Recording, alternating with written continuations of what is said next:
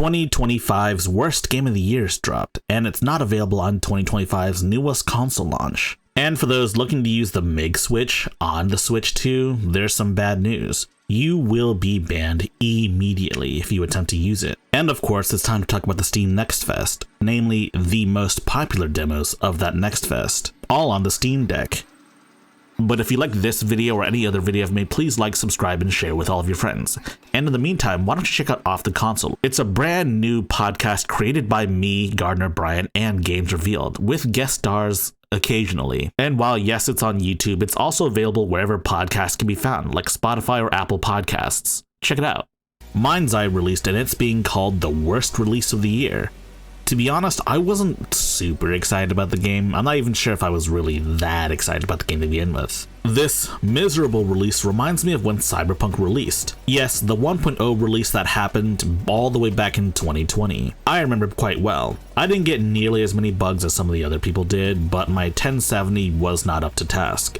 And while yes, Cyberpunk ended up getting their own redemption arc and is considered not only good, but great now, Mind's Eye may not necessarily get the same happy ending. It took CD Projekt Red many years to fix Cyberpunk 2077, and the release of a critically acclaimed anime series.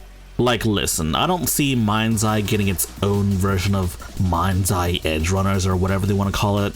I don't see it happening. And even with Cyberpunk 1.0, you could glimpse at the masterpiece that it was meant to be. Whereas in Mind's Eye, what is it really? Some say you shouldn't just form opinions from random YouTubers you watch. But at the same time though, you really shouldn't be spending money on Mind's Eye. Surprisingly though, Mind's Eye runs pretty okay on the Steam Deck, at least from this video from Deck Wizard.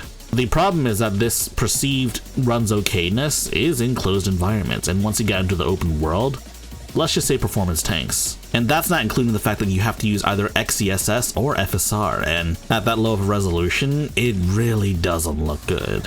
And speaking of not looking good, it doesn't look good for those that have MIG switches that want to, essentially, use their MIG switches in their Switch 2s. So originally, the MIG switches did not work in your Switch 2s. It would detect your Switch 1 game or whatever, but it wouldn't launch. But of course, the team behind the MIG switch has issued an update, and yes, it works on Switch 2 now.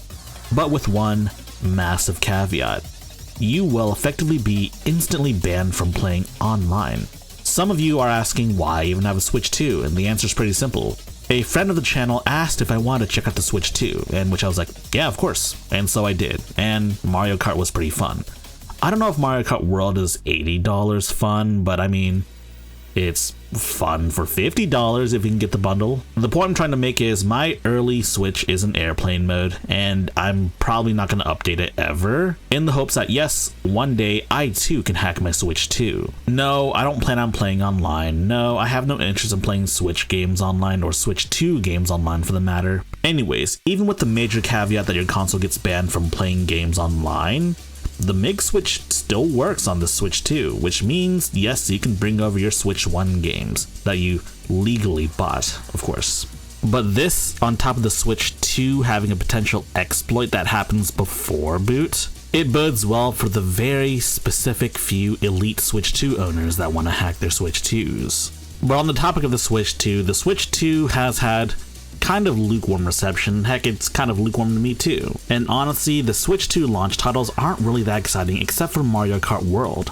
And even that is like, is it really worth $80? I mean, I think it's fun, but I don't think it's $80 fun. It also doesn't help that most of the Switch 2 launch titles are games that are already available on other systems. And of course, let's talk about the Steam NextFest. As you know, the Steam NextFest recently concluded this week.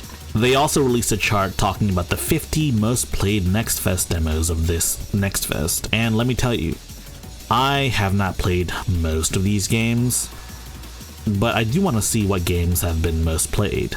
So I'm looking at the chart right now, and out of all of these 50 NextFest demos, I've only played 5 of them. And of the 5 I've played that's on this top 50 chart, I only really liked 4 of them. Some of my most played demos are not part of this chart, but that's okay, because all in all, I know they're going to be a good game, but do you know they're going to be a good game? If you're interested in seeing my top NextFest demos, I made a video right here. Feel free to check it out when you've got the time. And of course, it's time to talk about Microsoft, because Microsoft is currently making some major plays here. First and foremost, we have, of course, the ROG Xbox Ally X and the ROG Xbox Ally. Terrible names for devices, yes I know, but these are supposed to be the next generation of PC handhelds. And with the new generation of PC handhelds comes some major changes to Windows as a whole, namely some kind of handheld friendly mode. Now, I don't see this as being a completely different operating system or even a different version of Windows 11, but rather a set of tweaks that you could probably enable on your main desktop, probably through some registry hacks or anything like that. And yes, as per the specs, the black model, the X model, will be a more powerful ROG Ally. But if I had to be completely honest with you, that's probably the least important part of this whole operation, because as you can see here, the most important part is the major changes to Windows. Changes to Windows that make Windows a better operating system for handhelds. Would I say better than SteamOS? It's a little too soon to tell. I would have to have it in hands and really play with it to see what's good about this new operating mode, but maybe it will be better, or maybe it won't be better.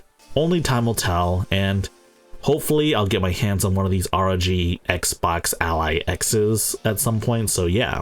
And of course, that wasn't the only thing AMD and Microsoft related. See, Microsoft and AMD entered another agreement for the next generation of Xbox devices. See, I sort of thought that Microsoft would stop making physical Xboxes altogether, but it seems like at the very least, they may want to make one more Xbox, like the Xbox. Not some device with an Xbox branding on it or anything like that.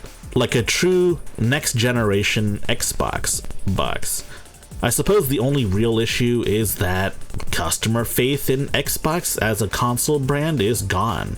Yes, people like Xbox games. Yes, Xbox games are selling really well, but on PC and PlayStation 5. And yes, backwards compatibility is a great point, but it needs to be more than just some select Xbox or Xbox 360 games. I think they need to make all Xbox 360 and Xbox games work on any future Xbox models. I think that is going to be the way forward. Like, yes, it would be nice if all games had a frame rate and resolution bump on newer hardware, but I don't care if some games don't. If I had to choose between playing my Xbox 360 copies of games at a lower resolution and lower frame rate, I think the answer should be pretty clear. I would rather play them. But of course, this would require me to actually buy a modern Xbox, and honestly, I'm not sure what more Microsoft could do. Honestly, I'm not really sure what next generation consoles could do for me, period. If you like this video, please press the like button and check out our other videos, and if you like those other videos as well, be sure to press the subscribe button and share the good gospel of high-tech lowlife with your friends. Furthermore, we have a community Discord for enlightened individuals such as you. And if you wish to further support high-tech lowlife, be sure to check out our Patreon page. Links in the description.